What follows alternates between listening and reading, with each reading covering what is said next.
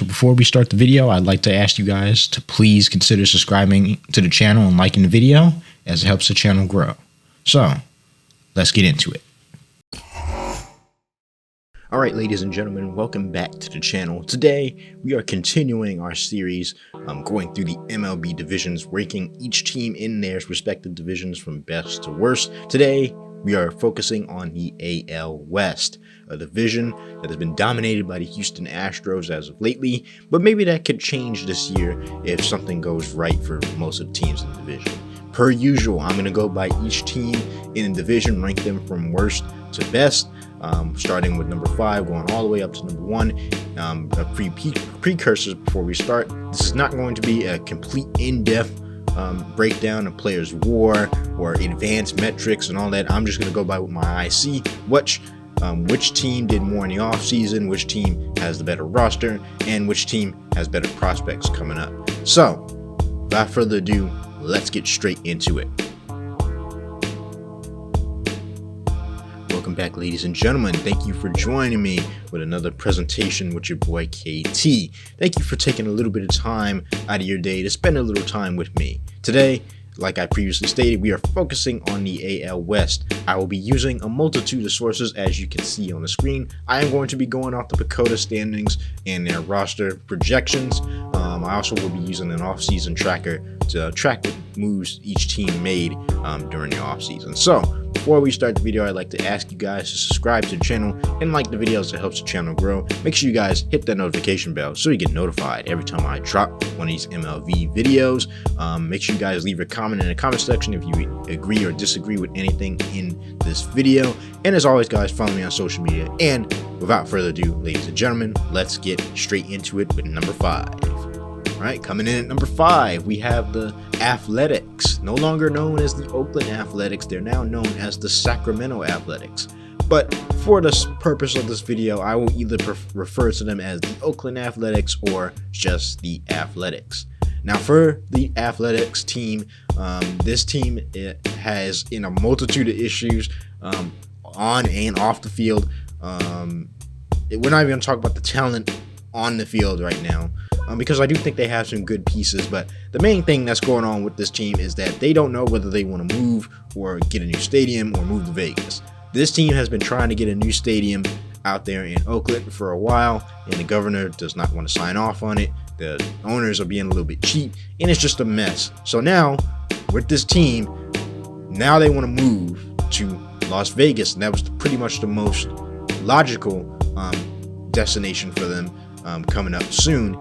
Don't know if that's still going to go through, but for now, they're still in California. Instead, they're playing in Sacramento, which doesn't fit them at all. I don't think that's going to go over well. I don't think anybody's going to attend the games out there. So they have a lot of things wrong with this Athletics team. Now, what I will say is they did have a better offseason than I thought they would have. They went out and got Luis Severino to, shore up that starter 1 role. Had a good year with the Mets last year. Jeffrey Springs, another guy they went out and got. They got him from the Tampa Bay Rays. They traded for him, so that boosts their starting rotation even more. They went out and got Jose Leclerc, unless he was already on that team, if I'm not mistaken. That's a guy who can be your setup man to your young, starting, dominant closer in Mason Miller. So they have some pieces on that team. They definitely added to that pitching staff. The main issue with this team for me is they don't have a lot of big bats in the lineup. And now I'm not going to say that they don't have any, because I do like Shea Langoliers. He's catcher for them. They got Seth Brown in left field. They brought back Miguel Andujar. Gio Urshela was brought in this past offseason. He'll probably be starting or splitting time with Luis Urias at third base. The main big bat in this lineup that everybody's really excited to seeing, the 30-year-old Brent Rooker, who was an all-star last year, who provides a lot of pop for this lineup. Rooker had a great year last year, and I can expect that to continue. He's in the prime of his career. He hit 39 home runs last year, I think. I think he hit 39 home runs last year. He was dominant for them.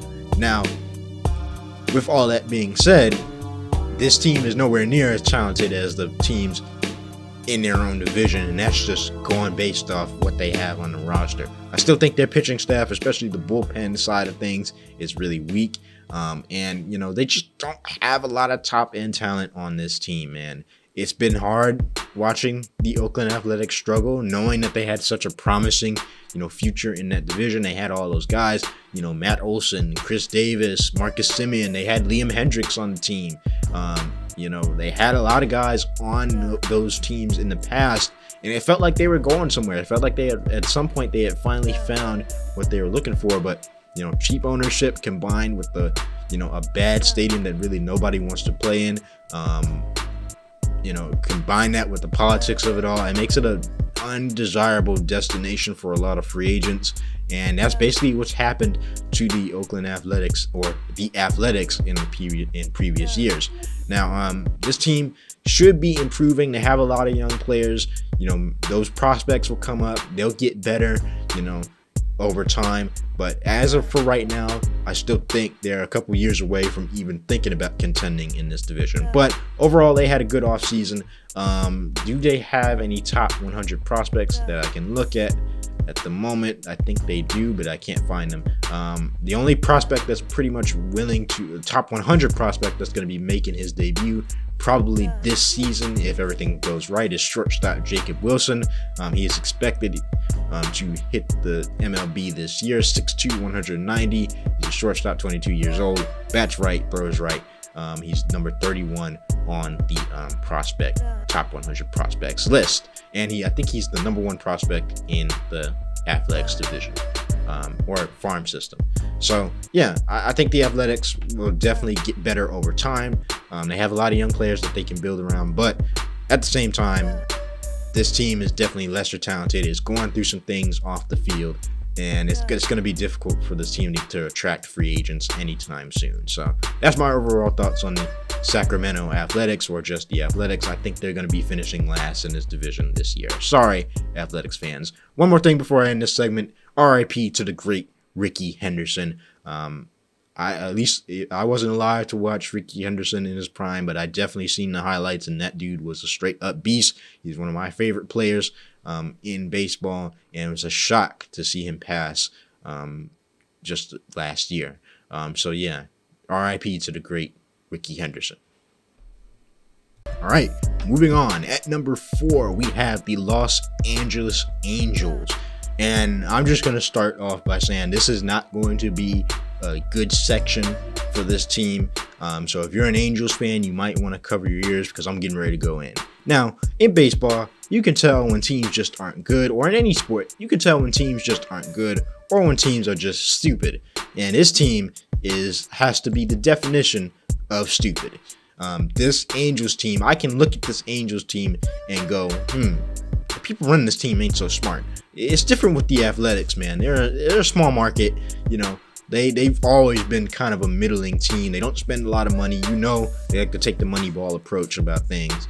And overall, it's a small market, and they want to get up out of there, man. They want to get out of Oakland. They want a new stadium, the whole 9 yards.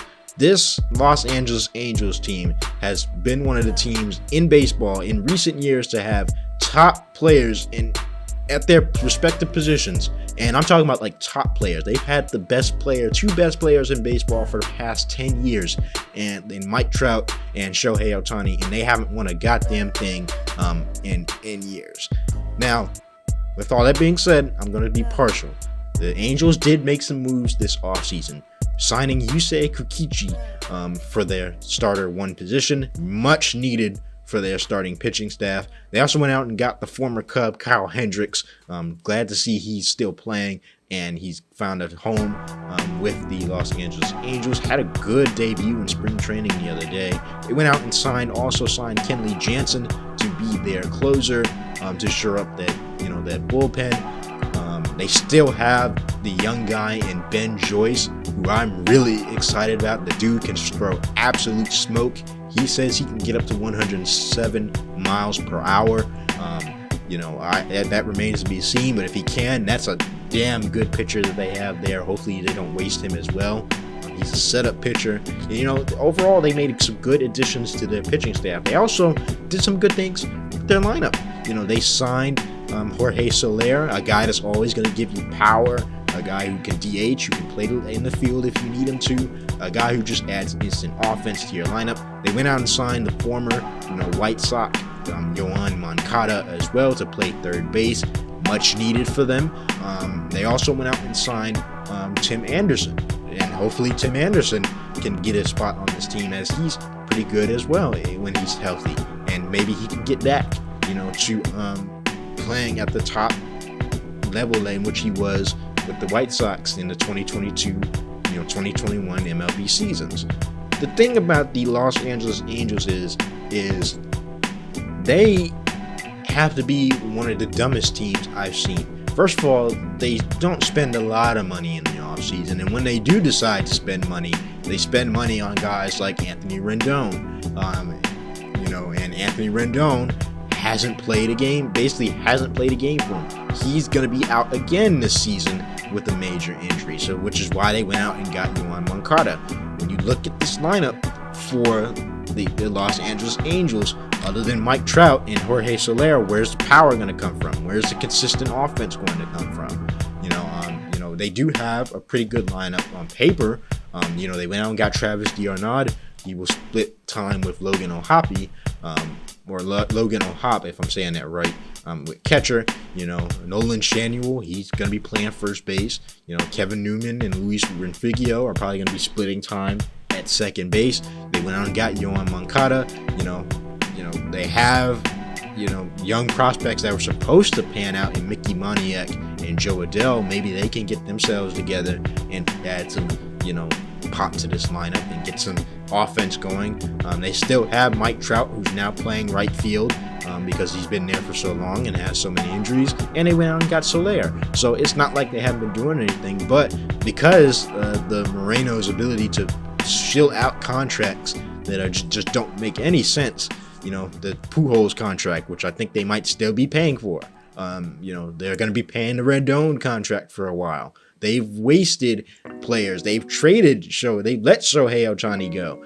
They've wasted Mike Trout's career. There's no reason why the two best players in baseball, one 10 years ago, and this past decade, Mike Trout has been a dominant player and has been number one in the league in most people's list. To move on from Mike Trout to Shohei Ohtani, who's arguably the best player in baseball right now, and then let him go and win nothing with him, it's just a testament to how bad this organization is. This organization has been trying to compete with the Dodgers forever, and they just can't do it. It's a city that loves the Dodgers. They're kind of the odd man out, and they're not good. This team is definitely going to finish number 4. I don't think their pitching is that strong, and I don't think their lineup is strong either.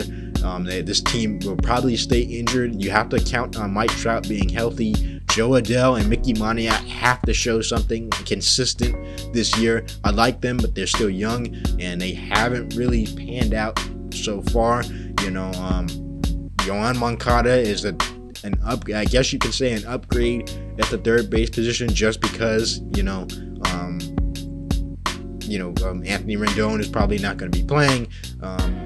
But this team, when you just look at this team could be so much more. But it's going to struggle massively with health. The lack of resources put on the shortstop position and the second base position. Kevin Newman's okay, but you could find a better option than Kevin Newman. The shortstop position is definitely going to be a concern. And it's just a bunch of guys that haven't really panned out so far. And it just feels like they're throwing something together so they can say they're competing. But I'm about sick of the Los Angeles Angels, man. Ever since they made the move from Anaheim and to Los Angeles to rebrand themselves as the Los Angeles Angels, has caused nothing but trouble. So it's been bad watching this team overall. I do like some of the moves that they made, but overall, when you look at that division and you look at the teams that are in that division, I don't see them beating the Astros. I don't see them beating the Seattle Mariners. I don't see them beating the Texas Rangers. So that was my little rant on the Los Angeles Angels. They have good talent, but they always seem to waste it somehow. So yeah, I think the Los Angeles Angels are pretty much going to finish 4th in that division. And I think that's pretty much the most obvious one. I wouldn't be surprised if they finish worse than the Athletics do. I'm not saying that they will, but but I wouldn't be surprised. So number 4, I got the Los Angeles Angels. All right, at number 3, we have the Seattle Mariners. And the Seattle Mariners are a team that should be better than what they are with all the talent that they got in this team, but they always seem to find a way to underperform each season. Now, the Seattle Mariners fans are a little bit upset this year, and especially because of this offseason, as the Seattle Mariners haven't done much at all this offseason to improve the team. The one notable addition that they made in the offseason was getting Donovan Solano. I think they went out and got Rowdy Tellez as well, if I'm not mistaken. But that was pretty much it for the moves for the Seattle Mariners. Despite that, the Seattle Mariners have a lot of talent on this team, and I feel a little bit more optimistic about them than I have in years past. Dominant starting rotation with Logan Gilbert, George Kirby, Luis Castillo, Bryce Miller, and Brian Wu. All these guys should be definitely pretty good starters for this team, and that's pretty much the strength of this team is their starting pitching. As if Luis Castillo can regain and stay healthy and keep his form together, he'll definitely be an asset to this team. Logan Gilbert has always been an asset. George Kirby had a strong year last year. If this starting lineup can stay healthy, this pitching staff is definitely going to be, a force to be reckoned with in that AL West. Maybe the bullpen could have used a little bit more work, but I do like Andres Munoz and Gregory Santos as well. And they got a few light relievers and middle relievers as well. Deep lineup as well. It's a deep rotation. It's a deep pitching rotation. It's a deep bullpen. There's no reason why their pitchers shouldn't perform up to standards. They also have a pretty good lineup as well. Cal Ray at center, at catcher. They also went out and got Mitch Garver if he wasn't already on the team. The aforementioned Luke Raley and Donovan Solano. They should split some time at first base if necessary. Dylan Moore. Strong season last year. Decent enough to pass as a second baseman. J.P. Crawford always going to add that defense to the lineup. Maybe his bat can get a little bit better. They still have Jorge Polanco. Maybe he can regain his form that he had with the Twins.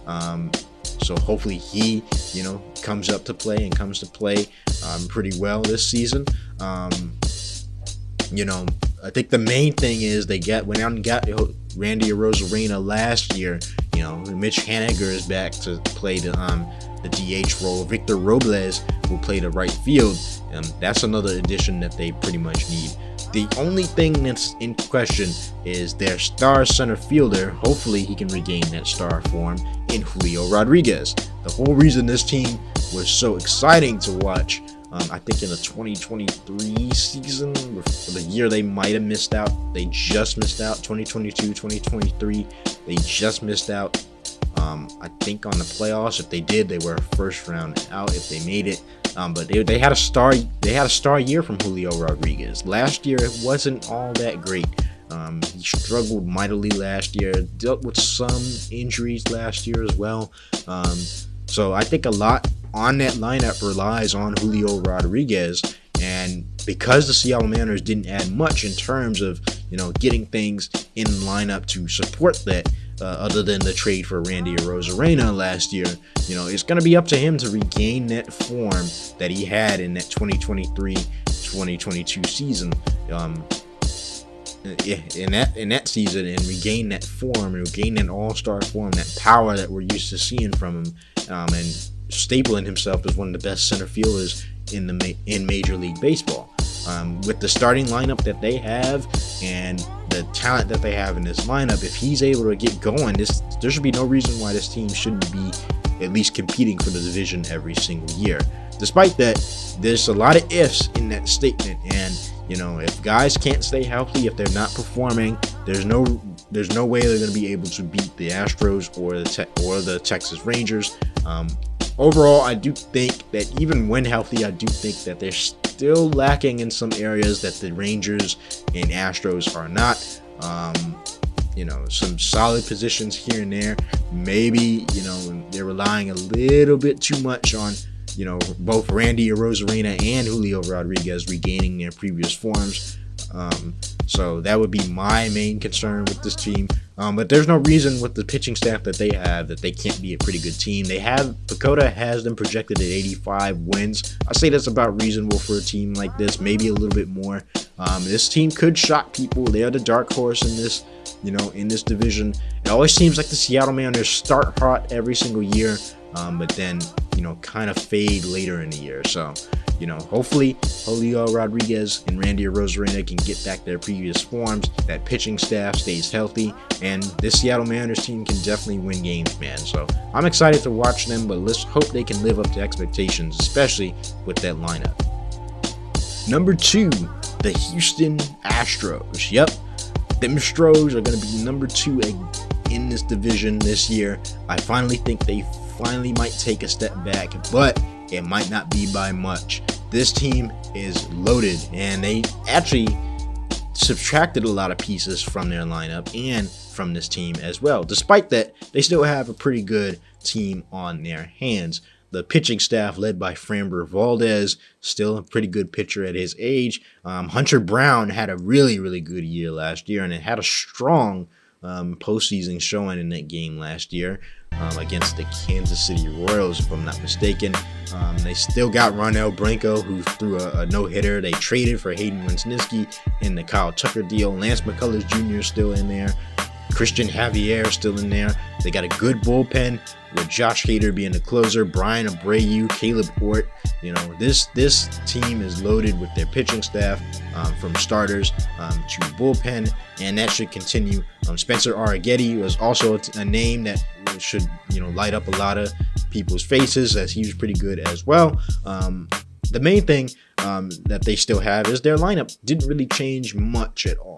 Yes, they lost Alex Bregman. Yes, they lost Kyle Tucker, but they did replace those guys. Isaac Paredes was sent to the Houston Astros in that deal for Kyle Tucker, and I think he fits the Astros a lot more than he fits the Cubs because of the Crawford boxes, and he's a highly, highly, highly pull type of hitter. Yanir Diaz had a good year last year. They also went out and replaced Alex Bregman. I guess you could say Alex Bregman as well, and Kyle Tucker as well, with Christian Walker, who had a strong year last year as well. He won a Gold Glove and also was one of the best first basemen in the league, in my opinion, with the Arizona Diamondbacks.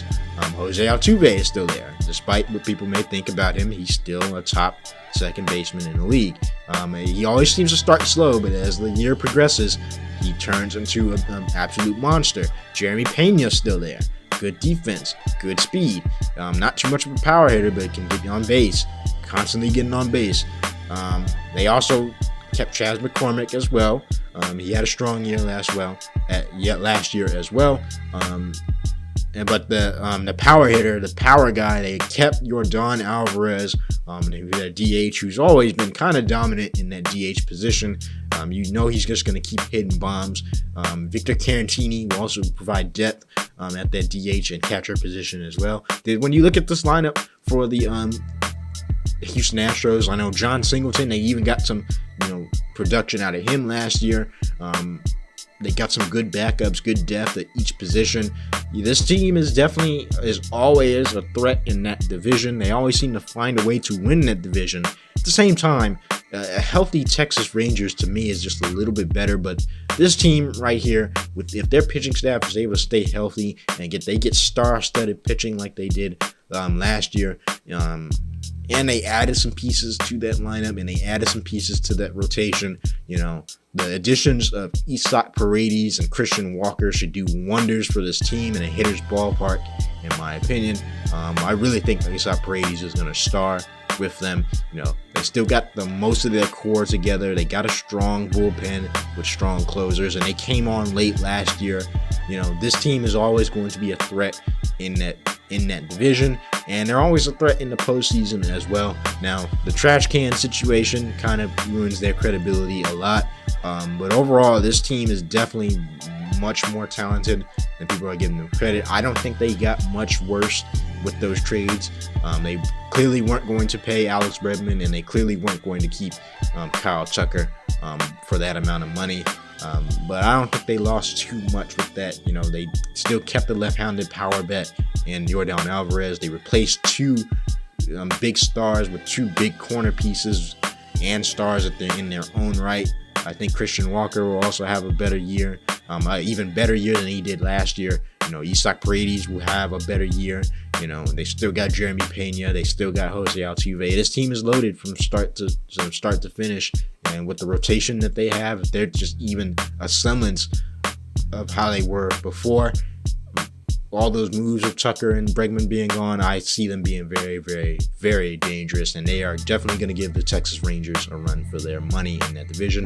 Shoot, the Houston Astros, with the way they be playing, they might even win the division. Who knows? But as of this moment, I kind of like the Texas Rangers a little bit better. So I'm going to go with the Houston Astros at number 2. All right, and number 1 on the list is the Texas Rangers. Now, this is a team that I had winning this division for a long time now. I thought about it, and this team is definitely probably the most talented in this AL West division. I know the Astros are still going to be there, but I just think this Texas Rangers team is just a little bit better. Now, it does depend on a lot of factors. We're going to go through the pitching staff real quick, and, that's going to be one of the strengths of this team only if one guy is healthy, and that guy is Jacob deGrom. Hopefully, Jacob deGrom can stay healthy because he's one of the best pitchers in baseball if he is healthy. They had a strong year last year from Nathan Eovaldi. Cody Bradford projects to have another strong year. They got depth at that position. John Gray, Tyler Mahle, Tyler Mahle, Jack Leiter, Dane Dunning. They got a lot of depth at that position. They have a decent, bullpen as well. Even though they lost, Jose Leclerc, who's their closer, they did replace him pretty well. And they did add a lot of bullpen pitchers in the offseason, all of which I cannot name right here. But at the same time, I think the biggest strength of this team is got to be their lineup. I think their lineup is a lot better than Houston's. Even though I think that Houston, they didn't lose too much, because they did replace them with good guys, who can provide a lot of value in that lineup. Even though they lost Kyle Tucker, even though they lost Alex Bregman, they did replace them with Isaac Paredes. They did replace them with Christian Walker, and they still got guys there. At the same time, I think a lot of guys had strong years last year for Texas, and they didn't really get the credit that they deserve because the team wasn't all that great. Now, Jonah Heim projects to play a lot better than he did, even better than he did last year, and he was definitely good last year. So he's going to add, a much needed pop in that division when guys are healthy. They went out and signed Kyle Higashioka. They also went out and added, Jake Berger, a guy who can definitely add pop to the lineup. Didn't think he was going to stay in Miami long, and he was good with the Sox. So, he should add a lot of pop.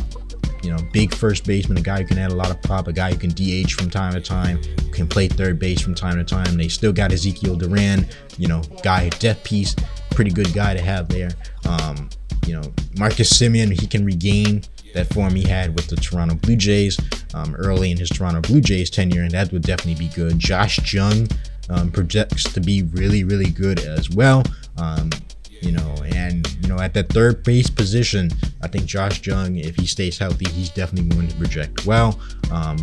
The main guys are Corey Seager, Adolis Garcia, and Jock Peterson. If Corey Seager can stay healthy, then he's one of the best shortstops in baseball. They still got Wyatt Langford, who's highly talked about. Evan Carter will probably be splitting time with Leody Taveras.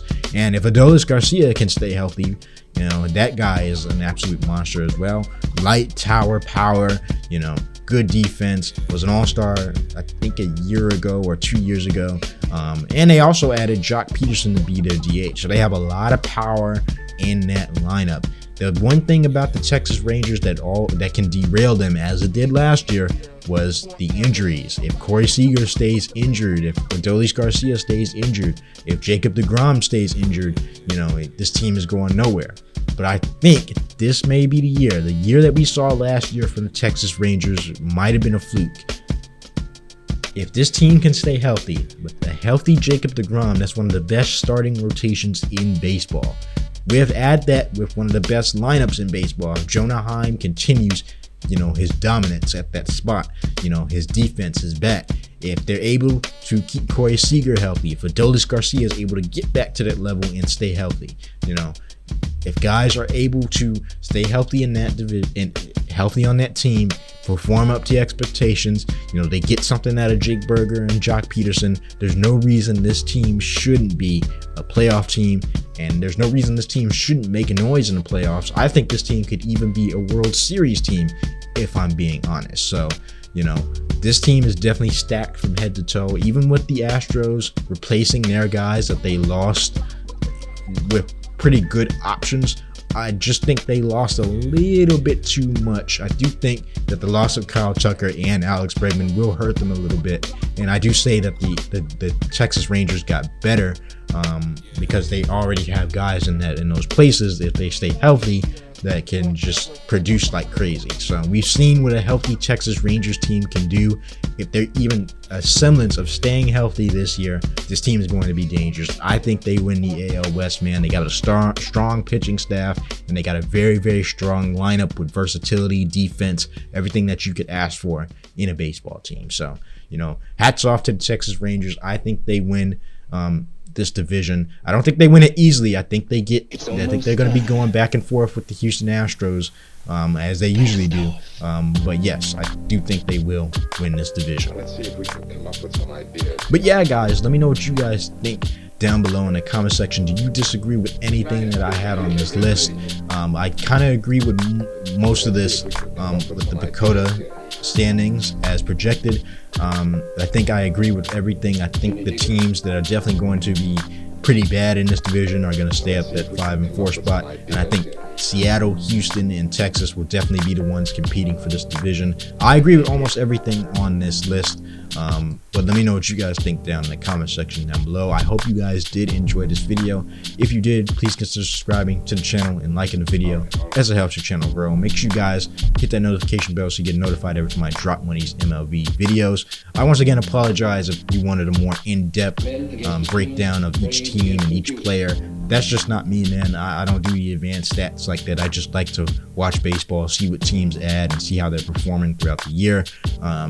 Also, we're going to be moving on to the NL very soon. In my next video, I'm going to be doing the NL East, so be looking out for that. I want to try to get these done before the start of opening day, so be looking out for that. But overall, make sure you guys hit that notification bell, leave your comment in the comment section, and make sure you guys follow me on social media. And I hope you guys enjoyed, and I'm out. Peace.